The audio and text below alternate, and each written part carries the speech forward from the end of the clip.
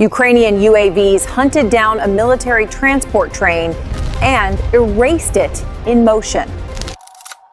Picture this. It's 2:15 inches the morning, December 18, 2025. The Kirch Bridge, a frozen artery of steel and concrete pumping the lifeblood of the Russian war machine, ammunition, fuel, missiles from mainland Russia into Crimea and onto the southern Ukrainian front.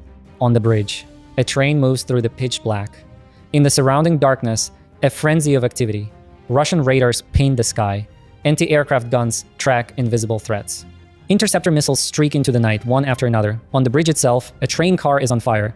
To the Russian commanders watching their screens, this is a victory. A threat detected, engaged, and eliminated routine. They believe they are in control. They are wrong. What they are seeing is not a Ukrainian attack failing. It is a Ukrainian attack beginning. And they have already lost. This is the moment their system, their multi-billion-dollar air defense network, their layers of radar and steel starts working against them.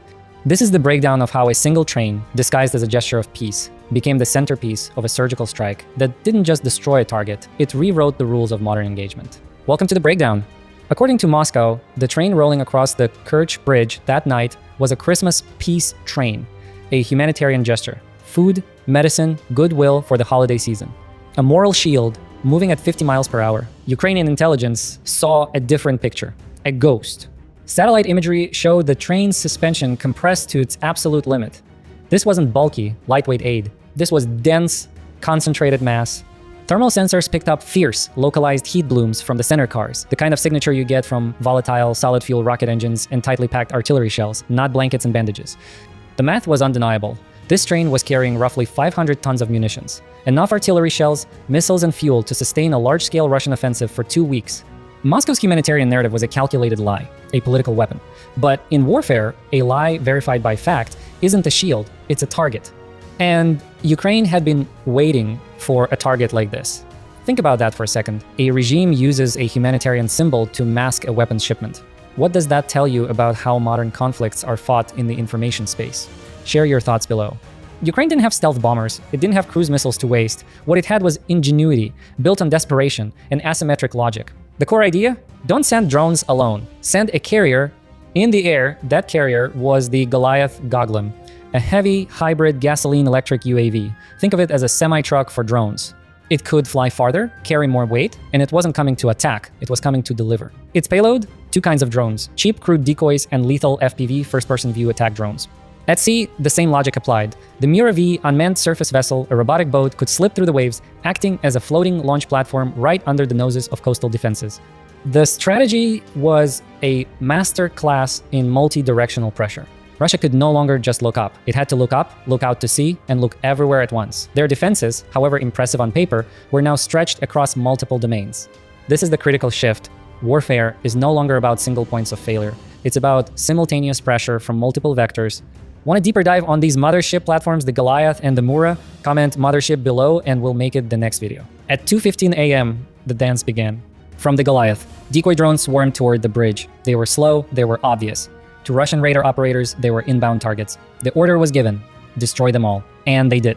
Pantsir missile systems fired. Anti-aircraft guns roared, their barrels glowing red hot. Radars spun, overwhelmed by tracks. Every single decoy was blown from the sky. On the Russian command screens, it looked like a flawless victory. A 100% interception rate, a perfect defense. It was a perfect trap. See, air defense isn't judged by what you shoot down. It's judged by what it costs you to shoot it down. Each of those interceptor missiles cost hundreds of thousands of dollars. Each decoy drone, a few thousand. Russia had just spent millions of dollars to destroy a few $1,000s worth of disposable props. But the cost was deeper than money. Those missile systems now had empty launch tubes. Their guns needed to cool. Their radars were saturated. Their crews were buzzing with adrenaline, thinking they'd won. They were, in fact, exhausted, spent, and critically vulnerable. Ukraine's goal in Phase 1 was never to break through. It was to make the shield heavy, to drain it, fatigue it, and map its reactions. Russia won every engagement and lost the economic and tactical battle in the process. Let that sink in. In modern war, a 100% success rate can be a pathway to failure. Has the definition of victory in a firefight completely changed? Debate it in the comments.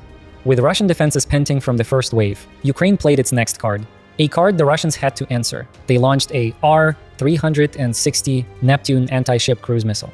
This was no decoy. This was a real, high-value, proven weapon. Letting it through was unthinkable. As expected, a Russian S-400 Triumph system, their top-tier air defense, locked on and intercepted the Neptune miles from the bridge.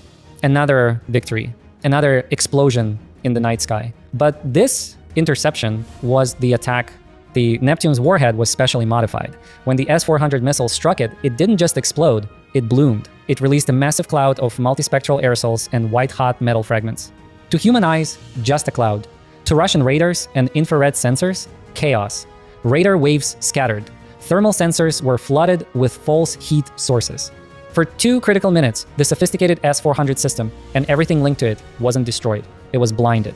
By its own successful intercept, Ukraine had used Russia's most advanced weapon to create a temporary sensor blackout. They didn't overpower the eyes of the enemy. They made the enemy's eyes work against themselves.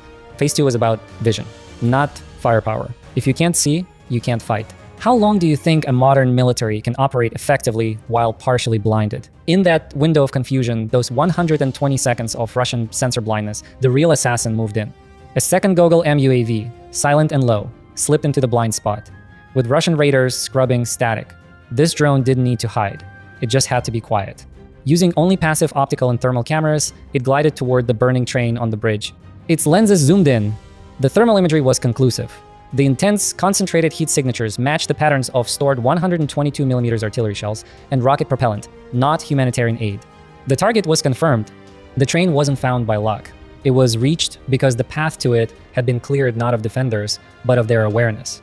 In modern warfare, a defense system doesn't need to be destroyed to fail. It just needs to lose sight at the wrong moment. Now, with the target confirmed and defenses still reeling, came the kill shot. From the sea-based Muravi USV and the lingering Goliath, 6 FPV attack drones launched. But these weren't your typical radio-controlled weapons. These were something new. They had been pre-programmed with the train's image and thermal profile, their radio links were severed at launch, they operated fully autonomously, guided by onboard AI. Russian electronic warfare systems designed to jam radio signals scanned the ether, finding nothing to jam. The drones were ghosts in the machine, flying on a brain of their own. Each carried a PG-7 VL-shaped charge warhead, designed to pierce armor. They weaved under anti-drone nets, flying low and fast. They didn't search, they knew. The first one struck a central railcar.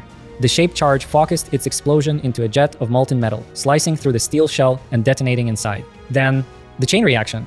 500 tons of munitions began to cook off. Artillery shells exploded in sympathetic detonations. Solid rocket fuel ignited, burning at over 3,000 degrees Fahrenheit, a heat so intense it didn't just melt steel rails, it turned them into twisted, glowing slag. The bridge deck itself, subjected to this sustained inferno, cracked and spalled. Its structural integrity was compromised in minutes. The Christmas peace train and the critical rail line beneath it were vaporized in a fireball visible from space. Russia's 24-hour express pipeline to the southern front was severed, not for days, but for months. The era of the autonomous, AI-guided, jam-proof drone is here. Is this the single biggest game changer on the battlefield since the machine gun? Hit like if you want a full technical breakdown of this new drone tech. Let's talk numbers, because they tell the real story. Ukraine's estimated cost to $200,000 for drones, fuel, and planning. Russia's losses, the train and 500 tons of munitions. $50 plus million, dozens of expended advanced interceptor missiles, tens of millions more. Strategic logistical damage. A key bridge crippled for months, offensive plans stalled, supply lines forced onto slow, vulnerable ferries.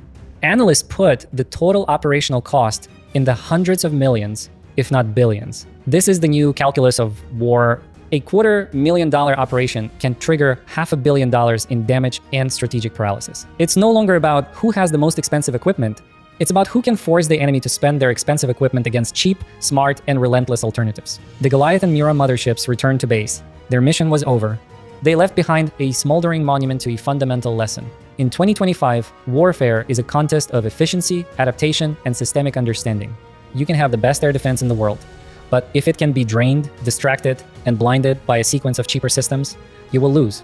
You will lose even while your screens tell you you're winning. Ukraine's strike on the Kirch Bridge wasn't just a tactical victory, it was a blueprint, a demonstration that the rules have changed, and that the greatest vulnerability of any modern military is the belief that its old systems are enough. This is the breakdown. The lesson is clear. Perfect defense is a myth. The winner will be the side that best understands how to make the enemy's strength their weakness. Stay focused, stay informed. We want to hear from you. What should we break down next? The AI in those final FPV drones? the sensor-blinding aerosol warhead tech, or the long-term strategic impact of cutting rail lines like Kirch? Let us know in the comments. Most requested topic gets the deep dive. Until next time.